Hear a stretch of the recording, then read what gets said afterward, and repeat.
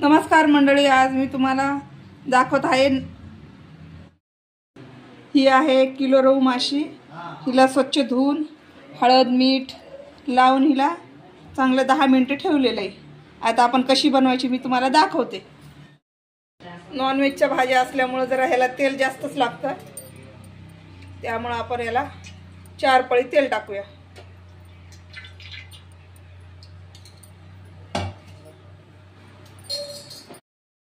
आता तेल गरम झालेलं आहे। एक मोठा कांदा चिरून घेतला आहे, टाकूया आपण।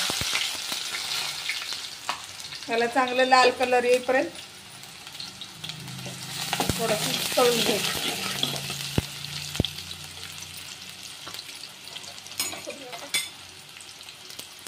आणि अर्ध्या खोबऱ्याचं वाटण आणि लसूण हे पेस्ट करून घेतली बघा, अशी पेस्ट करून घ्यायची। आणि कोथिंबीर आपल्याला चिरून घालायची आहे।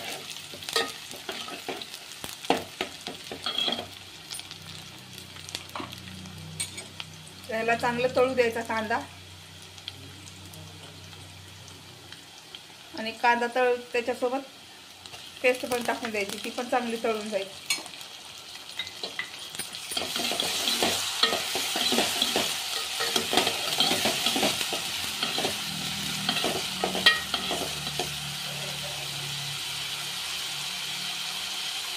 तुम्हाला जर माझे व्हिडिओ आवडत असेल तर लाईक शेअर सबस्क्राईब नक्की करत जा।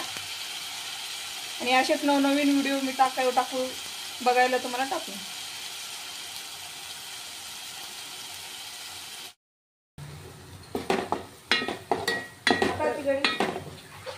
तर अशा प्रकारे आपल्याला सर्व तळून घ्यायचं।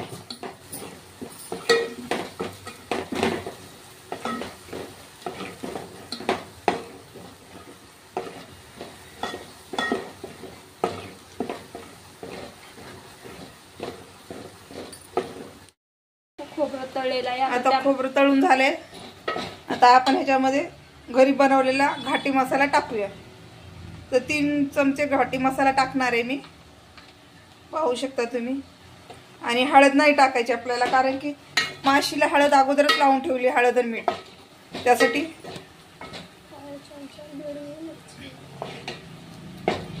घाटी मसाल्यामध्ये बेडगी मिरची गरम मसाले सगळे ॲड आहे।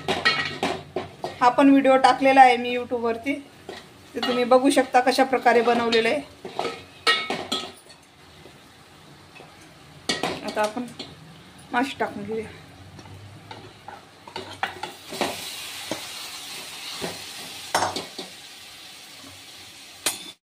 त्याच्यामध्ये 1 ग्लास पाणी ॲड केलेलं आहे। आता आपण ह्याला 10-15 मिनिटं चांगलं शिजू देऊया। ह्याला हलवायचं नाही, जास्त हलवल्यामुळं ह्याची हे होते, तुटून जाते, त्यामुळं आता आपण ह्याला थोडंसं अशा प्रकारे हलवून घेऊया, कारण ह्याला पलटी करायची पण गरज नाही, लवकर शिजली माशी।